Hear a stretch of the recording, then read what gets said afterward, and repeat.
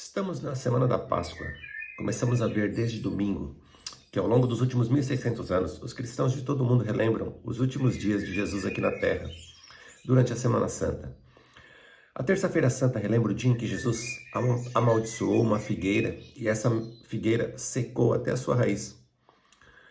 O plano de Deus era que Israel, em particular os seus sacerdotes do templo, entendessem o amor e a bênção que ele tinha para as nações. Mas os sacerdotes da época, eles impossibilitavam que os estrangeiros adorassem a Deus. Você pode ver isso em Mateus 21:13, onde Jesus diz: está escrito, a minha casa será chamada casa de oração, mas vós tendes convertido em covios de ladrões. A fé da elite religiosa estava afastando-se do seu propósito original, e agora era uma religião morta que já não valia mais nada. Ontem lembramos de como Jesus, no seu segundo dia, após a sua entrada em Jerusalém, ao chegar no templo com um chicote na mão, ele desafiou ali os ricos, religiosos ricos, ali a aristocracia de Israel. Então, os profetas da Bíblia frequentemente falavam contra os sacerdotes de Israel, a sua liderança no templo. E muitos profetas, como o Miqueias, descreveu eles como árvores doentes, que de longe, quando você olhava para essas árvores, pareciam ser saudáveis, mas quando você chegava perto, estavam podres, inférteis. Você pode ver isso em Miqueias 7, do 1 ao 7. Então, na manhã seguinte, quando Jesus viu uma figueira seca e sem frutos, uma figueira até nem estava seca, estava verde, mas sem frutos, ele amaldiçoou e ela murcha completamente. Você pode ver isso em Mateus 21:19. Isso é um símbolo profético para que seus discípulos e a atual liderança de Israel, como eles haviam se esquecido do seu propósito, do propósito que Deus tinha para eles. E agora estava corrupta e morta e deveria ser destruída. Os discípulos não entenderam esse simbolismo e se perguntavam como é que a figueira secou tão rapidamente.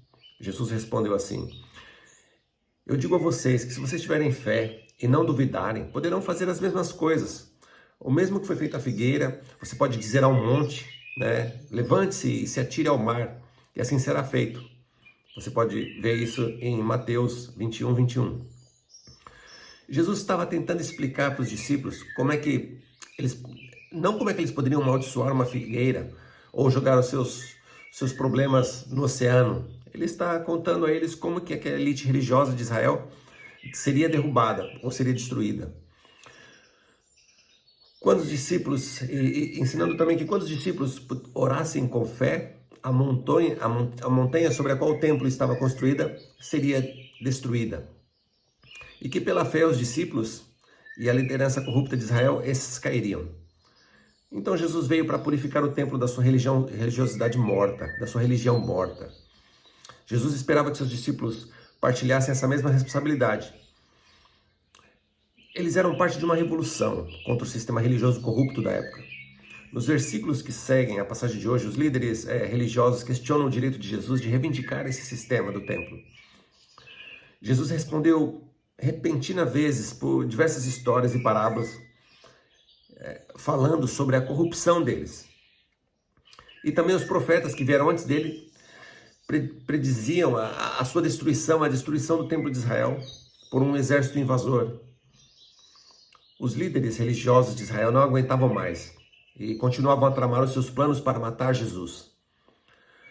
A Terça-feira Santa ela é uma boa notícia porque Jesus anuncia o fim de uma ordem religiosa corrupta para o surgimento de um plano novo, um plano global de Deus.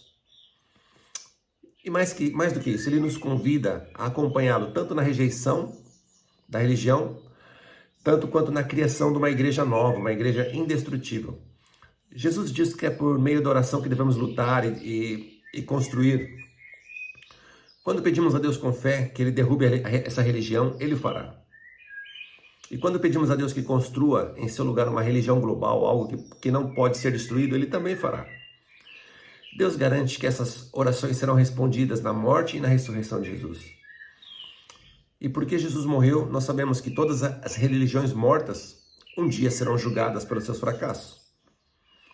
Mas porque Jesus ressuscitou do morto, sabemos que em seu lugar será construído um novo templo chamado Igreja, que nunca poderá ser destruído, nem mesmo pela morte.